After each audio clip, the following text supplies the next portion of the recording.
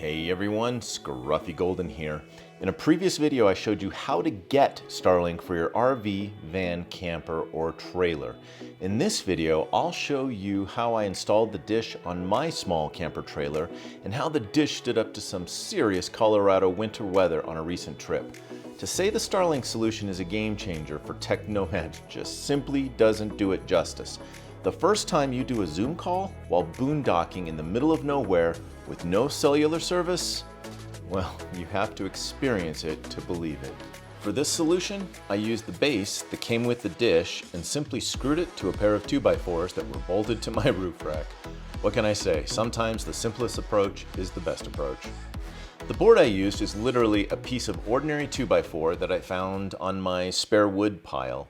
I began by measuring the length of my roof rack bars and adding 1.5 inches beyond each end so there would be room for the U-bolts. This came out to 46 inches for my situation. I cut the boards to size on my miter saw, using the first board as a template for the second one. Now, it doesn't have to be a miter saw. In fact, any wood cutting saw will do. I just had the miter saw handy and it makes very short work of these cuts. After cutting the boards to size, I laid them down on the roof rack and squared them up using a square. Now, using a square isn't necessary either. In fact, I think this part could probably be eyeballed if you don't have a wood square handy. Having said that, squaring up the boards ensures that they aren't skewed when the U-bolts are installed. With the boards squared up, I traced the bars onto the 2x4s from below with a pencil. Now that I can see where the roof rack will hit the 2x4s, I traced the ends of the U-bolts onto the wood and drilled holes in those spots with a 6mm drill bit. Quick side note here. When I originally ordered the U-bolts, my plan was to put the boards on top of the roof rack. And in order to keep the top of the boards flat for any future use, I had sized the U-bolts so they would sit flush into the boards.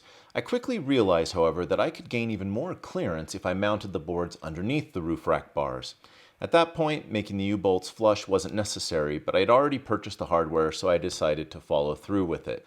I used a drill to gouge a groove between the holes in the board. Again, not my most elegant work, but with the boards mounted between the roof of the trailer and the roof rack, these grooves can't be seen, so it doesn't matter. From there, I put the boards on the bottom side of the roof rack with the U-bolts coming up from below. I secured the boards using a lock washer as well as a nylock nut. No way these guys are coming loose while I'm driving down the road. To screw the base to the 2x4s, I used 1 5/8 inch deck screws. Now, I confess I'm a bit of a deck screw freak, and I use them for almost everything. They have a coating that makes them go in very easily without pre-drilling. They tend not to split the wood they are screwed to, at least as compared to normal screws. They hold fast to whatever you use them in, and they stand up to any kind of weather. In fact, I use these so much that I keep boxes of multiple sizes around just for situations like this. Now, the more I work with this solution, the more I appreciate the benefits. For starters, this solution has a very low profile, which is important for backing the trailer into at least my garage. It's solid, and taking the dish on and off is incredibly easy. This is important because the dish cannot handle the stresses of driving down the road. In fact, you're guaranteed to ruin it if you leave it up there, so you must take it down. Setting up and taking down the dish is as simple as stepping up onto the fender and clicking the dish into place.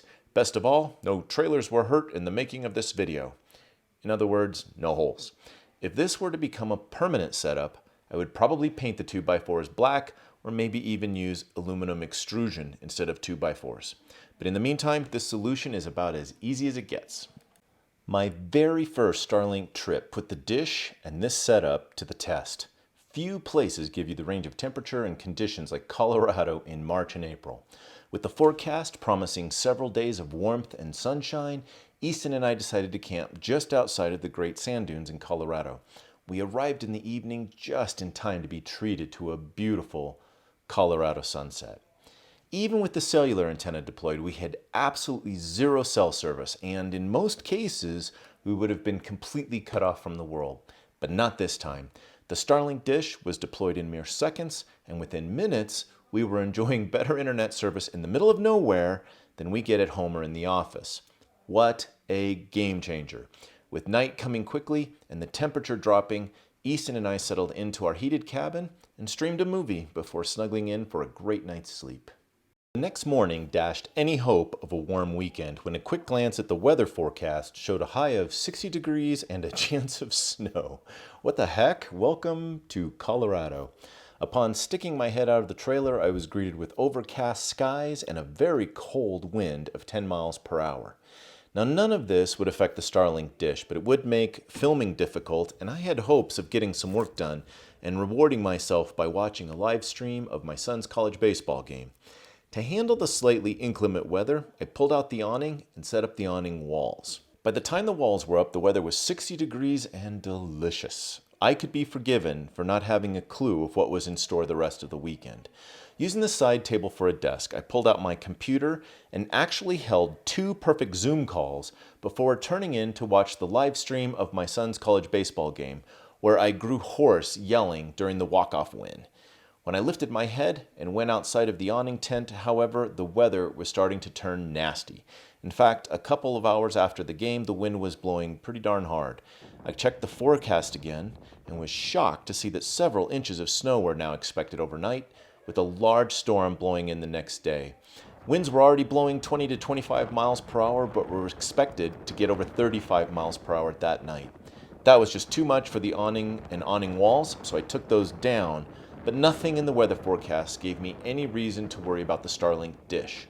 On the contrary, I was hoping to see the Dish's automatic warming in full effect by the next morning. We had a heck of a night with massive winds and even frozen rain. None of it fazed us at all, as I did some research for a work project before going to sleep. Disappointingly, we didn't get any snow accumulation during the night, so we didn't get to see the warming part of the Dish in action, but the Dish stood up to some pretty nasty weather without any concern for it whatsoever. We ended up driving home in a blizzard, but that adventure, and a couple of others that we had this weekend, will be told in our next video. Suffice it to say that this setup is amazing, and I can't begin to express what a game changer it really is. To get this kind of internet access out in the wild is something you've just got to experience. Please hit the like button if you found this experience and information useful, and until next time, live without compromise, and I'll see you out there.